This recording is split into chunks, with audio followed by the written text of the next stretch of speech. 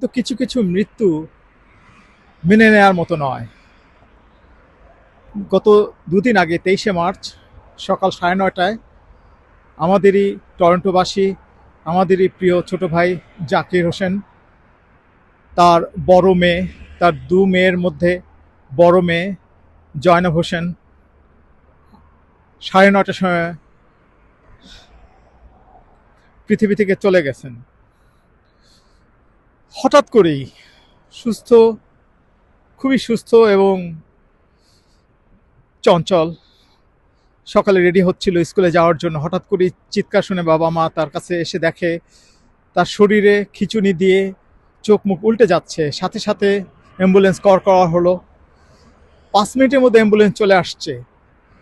কানাডার অ্যাম্বুলেন্স বলতে ওটাই একটা আইসিইউ রুম। প্যারামেডিক সাথে সাথে ওর ফার্স্ট এইড দেয়া এবং সমস্ত কিছুই ওরা চেষ্টা করলো, কিন্তু হসপিটালে যেতে যেতেই সে চলে গেলেন। ছোট একটা 11 বছরের বাচ্চা। ও আসলে ও তো সেই মানে পরিপূর্ণ বয়সেই যায়নি। সো সুবহানাল্লাহ, আল্লাহ ওকে ডেফিনেটলি জান্নাতেই নিয়ে গেছেন ডাইরেক্টলি, এবং আমরা সবাই ওর জন্য দোয়া করি। 11 বছর বয়স। সকলে আমরা দোয়া করব। আর কানাডার মাটিতে এরকম ইনসিডেন্ট ঘটলে তার প্রসিডিওরটা কি, ওটা আপনাদের মুখ থেকে আমি শুনি। প্রসিডিওরটা কি, হসপিটালে কতদিন থাকতে হয়, পোস্টমর্টম করতে হয় কি হয় না, তার কি নিয়ম কানুন, মসজিদ কিভাবে আমরা নির্বাচন করব যে এলাকাতে, সেই এলাকাতে। যেহেতু এটা খ্রিস্টান ধর্মাবলম্বী দেশ, এখানে মসজিদ বা আমাদের মুসলমান কবরস্থান খুবই কম।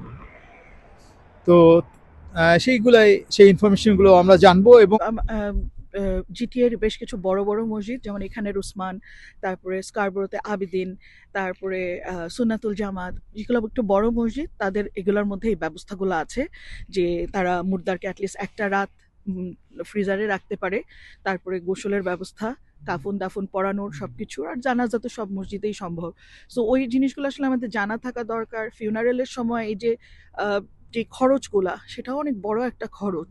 সেই খরচটার জন্য কিভাবে কি, তো আমি যেটা শুনেছি যে একটা অর্গানাইজেশন আছে যেটা প্রথমে ছিল বাংলাদেশ ফিউনারেল সার্ভিসেস, যেটা এখন একটু বড় আকারে ন্যাশনাল হয়ে গিয়েছে, এবং ওটা এখন বলা হয় যে মুসলিম ফিউনারেল সার্ভিসেস কানাডা।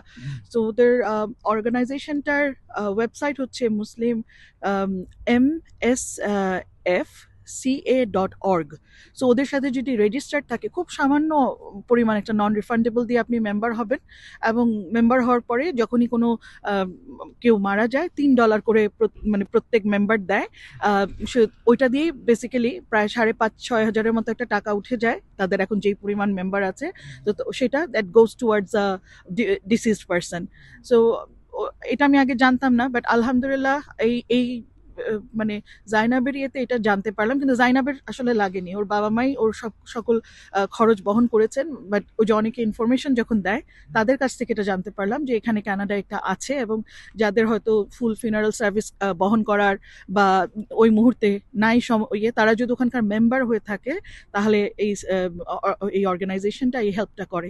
অ্যারাউন্ড 7,000-এর মতো খরচ হয়েছে মনে হয়, রাইট? জি, তাই শুনেছি আমি। হ্যাঁ। এবং বাংলাদেশে যেমন কবরস্থানে আমরা রিপিট কবর দিতে পারি, কিন্তু এখানকার নিয়ম অনুযায়ী কবর কিনতে হবে, রাইট? জি, জি, জি, তাই শুনেছি আমি। আসলে এই বিষয়টা অতটা ক্লিয়ার না, বাট আমি শুনেছি সেটাই। আচ্ছা আচ্ছা আচ্ছা। আমরা জানাবের